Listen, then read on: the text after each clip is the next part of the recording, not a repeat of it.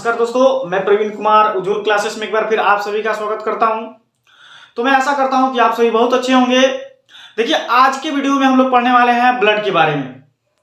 ठीक है, ये किसी भी क्लास के लिए काफी महत्वपूर्ण है और किसी भी एंट्रेंस एग्जाम के लिए भी बहुत ही महत्वपूर्ण है। तो आज हम लोग पढ़ेंगे ब्लड के बारे में। ठीक है, जो आज का हमारा टॉपिक है वो क्या है? ब्लड है। ठीक ना, तो हम बिना टाइम वेस्ट किए हुए डायरेक्ट चलते हैं अपने टॉपिक पे। और यदि आप मेरे चैनल पे नए व्यूअर्स हैं तो सबसे पहले आप मेरे चैनल को सब्सक्राइब कीजिए, वीडियो को लाइक कीजिए और ज्यादा से ज्यादा शेयर कीजिए।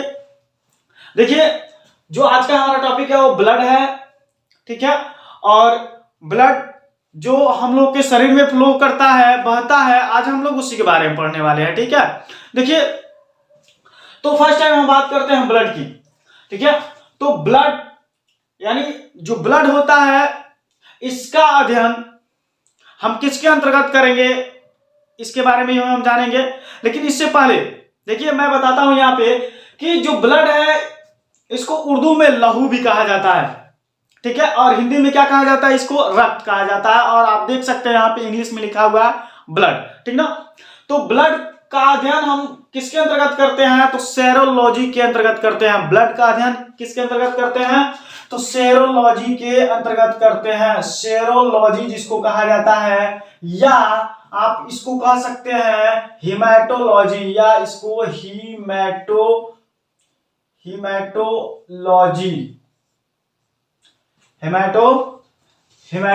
ठीक है, यानी हम जो ब्लड के बारे में पढ़ते हैं या अध्ययन करते हैं तो उसको कहा जाता है सेरोलॉजी या हिमेटोलॉजी। ठीक है, तो आइए हम देखते हैं ब्लड के कुछ बेसिक चीजें। यहां पे देखिए, इसको हम यहां पे 3 पार्ट में इसको पढ़ने वाले हैं। ठीक ना, तो यहां पे देख सकते हैं, यहां पे मैंने लिखा है 1, फिर 2 और 3। ठीक है, पहले में हम ब्लड के बेसिक चीजों के बारे में जानेंगे, फिर हम जानेंगे कि कैसे ब्लड का निर्माण होता है, कहां होता है, फिर यहां पे किसने सर्च किया था इसके बारे में, किसने बताया था, क्या ब्लड का काम होता है, इसके बारे में पढ़ेंगे। ठीक है, तो पहले हम देखते हैं यहां पे बेसिक चीजें ब्लड की। तो यहां देखिए, ब्लड यानी जो ब्लड है ये क्या है? प्राकृतिक कोलाइड है। देखिए, जो ब्लड होता है प्राकृतिक कोलाइड होता है, और ये क्या होता है? ब्लड गाढ़ा भी होता है। ठीक ना, तो प्राकृतिक कोलाइड का मतलब क्या होता है यहां पे समझिए। जो प्राकृतिक कोलाइड होता है इसके बारे में हम लोग बेहतर जानेंगे केमिस्ट्री में। ठीक है, लेकिन यहां पे बस आप समझने के लिए समझिए कि ब्लड को हम प्राकृतिक कोलाइड कैसे कहेंगे, क्योंकि ठीक है, फर्स्ट टाइम तो प्राकृतिक कोलाइड क्या होता है, यानी कोई भी चीज है, जैसे मैं बात करता हूं बटर की। ठीक है, यानी मक्खन वगैरह, या जो आप बोल सकते हैं उसको क्रीम वगैरह, तो आप उसको जब उसको फिल्टर करेंगे ना तो क्या होता है? उसका 100% भाग नीचे नहीं मतलब दूसरे बर्तन में नहीं जाता है। ठीक ना, कुछ ऐसे पार्ट उसकी कुछ ऐसे कण होते हैं जो क्या होते हैं, जिससे आप छानते हैं तो उसके ऊपर ही फंस जाता है। ठीक ना, तो इस प्रकार के जो पदार्थ होते हैं उनको क्या कहा जाता है? कोलाइड कहा जाता है। ठीक ना, जैसे और भी बात कीजिए, जैसे आप सपोज कीजिए कि पानी है और पानी में क्या है? मिट्टी घोला हुआ है, और उस पानी को आप क्या कर रहे हैं? उस मिक्सचर को आप क्या कर रहे हैं? किसी वस्तु से उसको छान रहे हैं। ठीक ना, तो छानने पे आप क्या देखेंगे कि जो पानी का जो कण होगा वो पूरे नीचे आ जाएगा, लेकिन उसका जो मिट्टी का कण होगा वो बाहर रह जाएगा। ठीक ना, तो उसके ऊपर जो शेष भाग बच जाता है उसी को क्या बोला जाता है? कोलाइड बोला जाता है। ठीक ना, तो इसी प्रकार ब्लड है, ब्लड को भी पूर्ण रूप से जब आप छानेंगे ना तो उसका कुछ भाग क्या हो जाता है? शेष रह जाता है, ऊपर रह जाता है, उसी को हम बोलते हैं प्राकृतिक कोलाइड। ठीक ना, तो जैसे हम बात करते हैं सिंपल वे में समझने के लिए कि आप ले सकते हैं, जैसे घरों में क्या होता है, घरों में जैसे आटा चला जाता है, तो आटा चला जाता है तो आटा चालने के बाद से क्या होता है कि आप देखते हैं कि उसका अधिकांश भाग क्या होता है? वो तो नीचे चला जाता है, जो महीन होता है, लेकिन उसका कुछ भाग जो होता है, जो अंगिया में रह जाता है, जो झरने में रह जाता है, तो उसको भी आप समझ सकते हैं इस प्रकार का भी क्या है कि ये कोलाइड है। ठीक ना, तो ये तो मतलब क्या है, इसको तो मैं आपको समझाने के लिए बताया। ठीक ना, इसके बारे में हम बेहतर कहां जानेंगे? केमिस्ट्री में जानेंगे। ठीक है, फिर देखिए दूसरा क्या होता है? ये संयोजी ऊतक होता है। देखिए, ब्लड जो होता है संयोजी ऊतक मीन्स आप बता सकते हैं कनेक्टिव टिश्यू। कनेक्टिव टिश्यू का मतलब होता है क्या? कनेक्शन से यहाँ पे मतलब है। ठीक है, यानी जुड़ने से मतलब है। तो जो हमारे शरीर में ब्लड है वह एक कनेक्टिव टिश्यू का काम करता है। यानी आप यहाँ पे कहने का मतलब है कि जो ब्लड है वो हमारे शरीर के सभी भागों को जोड़ने का काम करता है, कनेक्ट करने का काम करता है। ठीक है, देखिए ब्लड का जो पीएच मान होता है ये 7.4 होता है।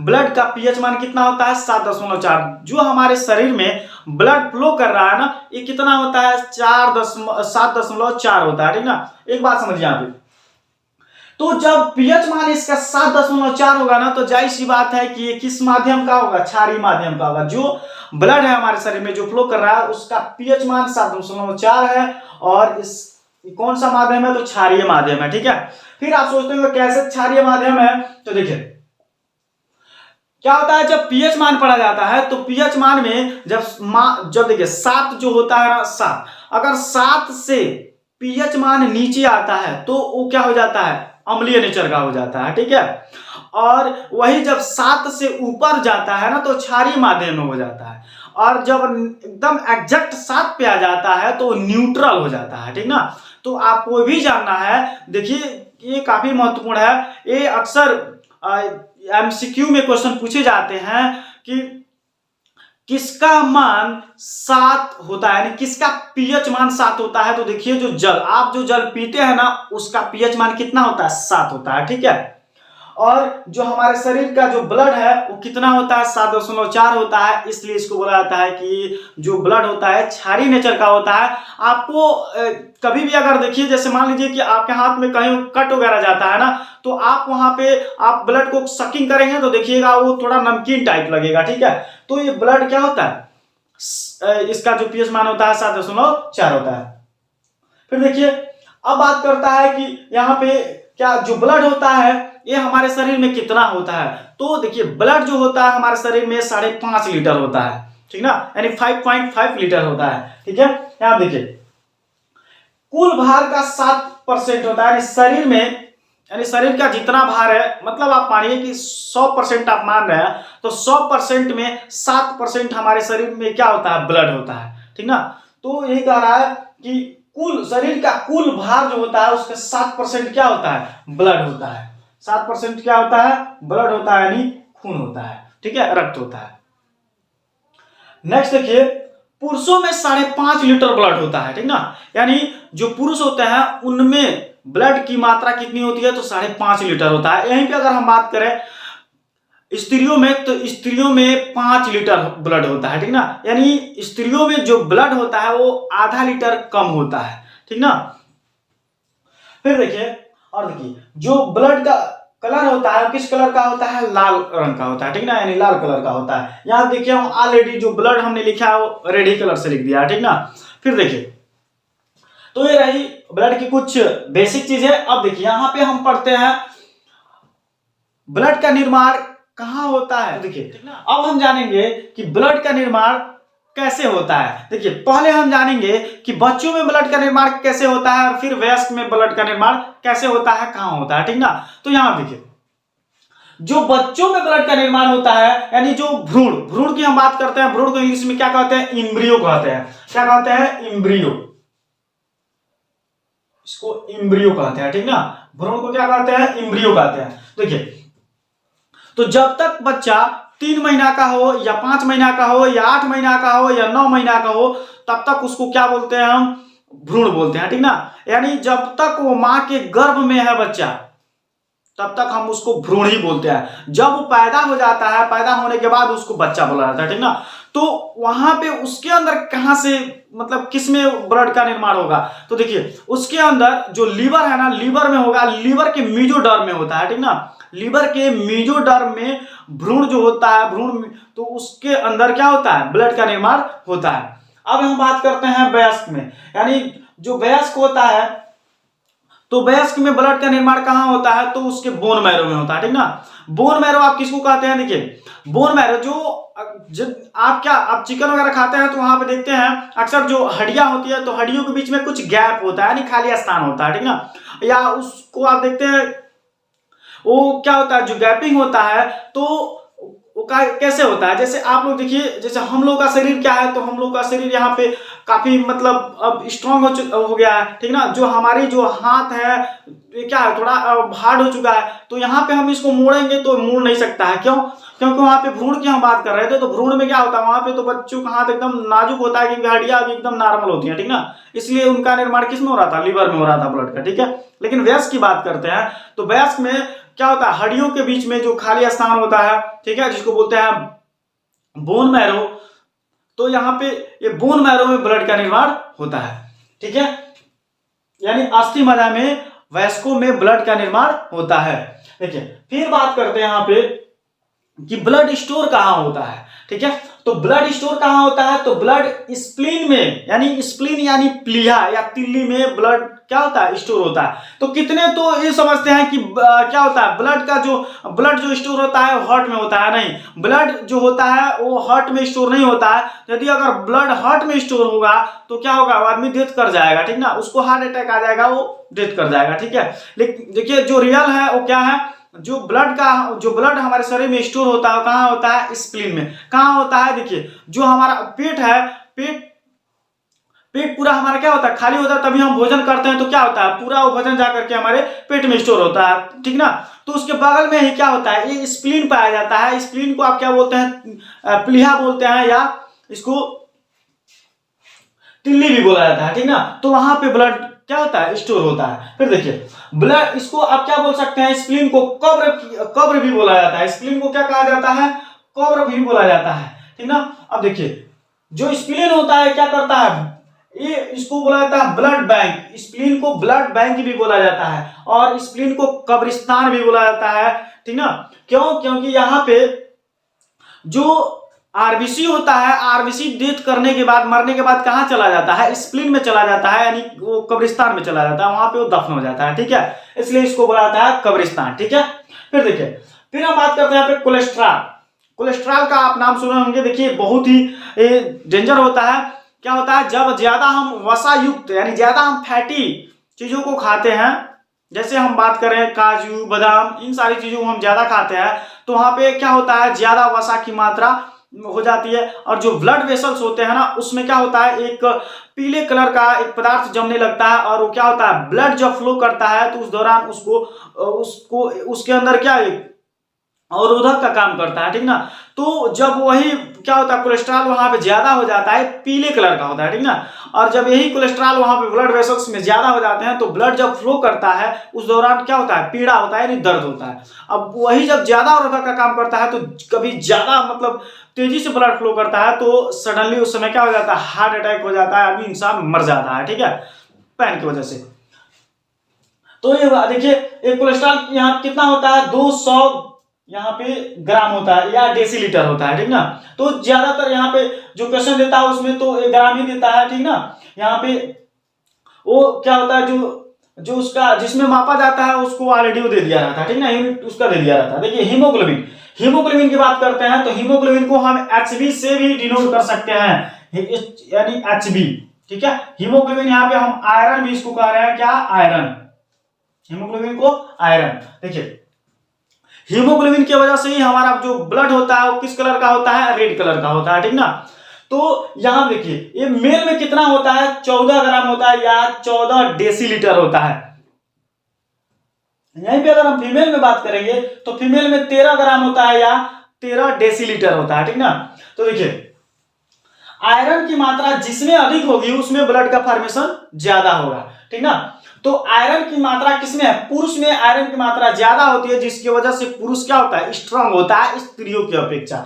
इसीलिए पुरुषों में क्या होता है, ब्लड का फॉर्मेशन ज्यादा होता है, क्योंकि ब्लड पुरुषों में कितना पाया जा रहा था, 5.5 लीटर, ठीक ना। और वहीं पे स्त्रियों में कितना पाया जा रहा था, तो 5 लीटर, ठीक। तो यहां से आप कंफर्म कर सकते हैं कि जो हीमोग्लोबिन है यानी आयरन है, तो आयरन की मात्रा पुरुषों में अधिक होती है, इसलिए पुरुषों में ब्लड का फॉर्मेशन अधिक हो जाता है। और क्या होता है, स्त्रियों की अपेक्षा पुरुष क्या होता है, काफी स्ट्रांग होता है, हष्ट-पुष्ट होता है, ठीक ना।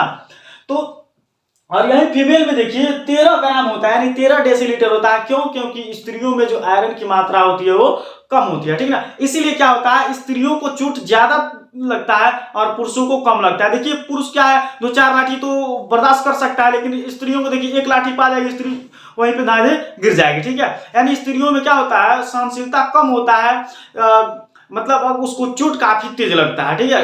क्यों? क्योंकि उसमें आयरन की मात्रा कम होती है।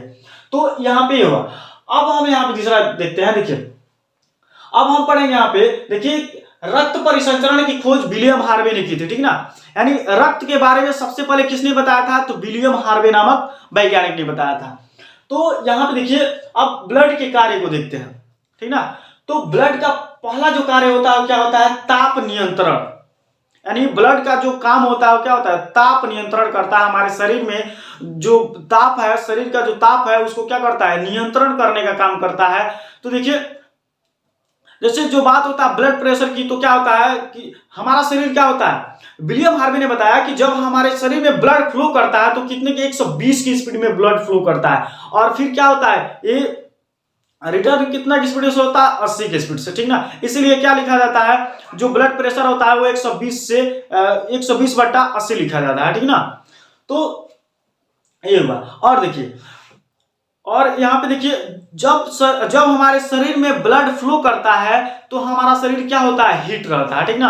अगर वहीं हम बात करते हैं कि जो अगर अपने में कंपेयर करें, जैसे मतलब मान लीजिए जीवित व्यक्ति को टच कर रहे हैं और एक मृत व्यक्ति को टच कर रहे हैं, तो आप क्या पाएंगे वहां पे, देखेंगे जो जैसे इंसान डेथ करता है तो उसका शरीर कुछ समय के बाद क्या हो जाता है, बिल्कुल बर्फ के समान हो जाता है, एकदम ठंडा हो जाता है। और वहीं पे अगर आप जिंदे मनुष्य को टच कर रहे हैं तो देखेंगे उसका शरीर क्या होगा, हीट होगा, ठीक ना। तो क्यों? क्योंकि उसके शरीर में पूरा ब्लड क्या कर रहा है, वो सर्कुलेट कर रहा है, जिसकी वजह से क्या हो रहा है, उसका शरीर हीट है, ठीक, हीट रह रहा है, ठीक ना। और वहीं पे जो व्यक्ति मर जा रहा है तो क्या हो रहा है, उसके शरीर में ब्लड का बहाव होगा नहीं, तो उसके अंदर क्या होगा, उष्मा का संचार होगा नहीं। जब उष्मा का संचार नहीं होगा तो इसलिए उसका शरीर क्या हो जाता है, बिल्कुल ठंडा पड़ जाता है, ठीक है। तो ये किसने बताया था, विलियम हार्वे ने बताया था। देखिए फिर क्या रहा है, पोषक पदार्थों का परिवहन। जो ब्लड होता है क्या करता है, पोषक पदार्थों का परिवहन करता है। देखिए क्या करता है, ये पोषक पदार्थों का, जैसे ऑक्सीजन हो गया ना, तो ये क्या करता है, ऑक्सीजन को और ये पोषक पदार्थों का क्या करता है, परिवहन करता है, ढोने का काम करता है, हमारे शरीर के सभी पार्ट तक पहुंचाने का काम करता है। और यही नहीं, ये देखिए जो वेस्टेज जो मटेरियल होते हैं, यानी जो हमारे शरीर में वेस्टेड मटेरियल होता है या अनडाइजेस्टेड फूड होते हैं, तो उनको क्या करता है, एक वेस्टेज के रूप में बाहर निकालने का भी काम करता है। कौन करता है, तो ब्लड करता है। फिर देखिए जैसे गैसों का यानी O2 प्लस CO2 का परिवहन करता है। देखिए ये क्या करता है, हमारे शरीर में ये क्या करता है, ये ऑक्सीजन को लेकर के आने का भी काम करता है, और उसी के साथ ऑक्सीजन को लेकर आता कौन है, तो हीमोग्लोबिन लेकर आता है, ठीक ना। हीमोग्लोबिन आपको पता होना चाहिए कि हीमोग्लोबिन का एक हीमोग्लोबिन होता है, ऑक्सीजन के 4 मॉलिक्यूल को खींच के लेकर आता है, ठीक ना। ये वेट करता रहता है, जाता है और तुरंत क्या करता है, वो एक हीमोग्लोबिन क्या करता है, 4 ऑक्सीजन के मॉलिक्यूल को लेकर आता है। देखिए तो क्या होता है, जिसके शरीर में ज्यादा हीमोग्लोबिन होता है उसको सांस लेने में कहीं किसी प्रकार का दिक्कत नहीं होता है। अगर वही बात करें जिसके शरीर में कम हीमोग्लोबिन होता है उसको क्या होता है, सांस लेने में दिक्कत होता है। अक्सर आप देखते होंगे कि किसी को ऑपरेशन करना होता है, डॉक्टर को आप हॉस्पिटल में लेकर मतलब किसी को लेकर जाते हैं हॉस्पिटल में, तो डॉक्टर सबसे पहले उसका हीमोग्लोबिन जांच कराता है, ठीक है। तो हीमोग्लोबिन अगर कम रहता है तो जाहिर सी बात है कि डॉक्टर मना कर देता है ऑपरेशन करने से, ठीक है। तो वहां पे इसलिए कि हीमोग्लोबिन अगर कम रहेगा तो उस मरीज को क्या होगा, सांस लेने में काफी तकलीफ होगा, ठीक ना। और ज्यादा कम रहेगा तो उस दौरान अगर ऑपरेशन होता है तो डेथ भी कर सकता है, ठीक है। तो क्या करता है, जो ब्लड होता है ये CO2 यानी कार्बन डाइऑक्साइड को भी बाहर निकालने का काम करता है, ठीक है। फिर देखिए क्या उत्सर्जित पदार्थों का परिवहन कराता है। देखिए हमने ऑलरेडी बताया आपको, जो परिवहन बता रहा था पोषण का यानी ऑक्सीजन का, और तो उसी तरह मैंने आपको बताया कि जो वेस्टेड मटेरियल होता है उनका भी ये क्या करता है, परिवहन करने का काम करता है। इनको भी क्या करता है, एक स्थान से एक अंग से दूसरे अंग में ले जाने का काम करता है, और वहां से क्या करता है, एक वेस्टेज के रूप में शरीर से बाहर निकालने का काम करता है। और मैंने आपको ऑलरेडी पढ़ा दिया है उत्सर्जन, ठीक ना। यानी अपशिष्ट पदार्थों का बाहर निकालना है क्या कहलाता है, उत्सर्जन कहलाता है, ठीक ना। तो ये क्या करता है, ये उत्सर्जित पदार्थों का भी परिवहन करने का काम करता है, ठीक है। तो ये रहा ब्लड के बारे में कुछ चीजें। अब देखिए आप सबसे पहले इसका स्क्रीनशॉट लीजिए। तो देखिए आज की वीडियो में बस इतना ही। मैं उम्मीद करता हूं कि आज का जो टॉपिक रहा आपको बहुत अच्छे से समझ में आया होगा। और यदि आप मेरे चैनल पे नए व्यूअर्स हैं तो सबसे पहले आप मेरे चैनल को सब्सक्राइब कीजिए, वीडियो को लाइक कीजिए और ज्यादा से ज्यादा शेयर कीजिए और बेल आइकन को दबाना तो बिल्कुल ना भूलिए, जिससे कि मेरा जो भी नेक्स्ट वीडियो आए उसका नोटिफिकेशन सबसे पहले आपको प्राप्त हो। Thanks for watching video. जय हिंद।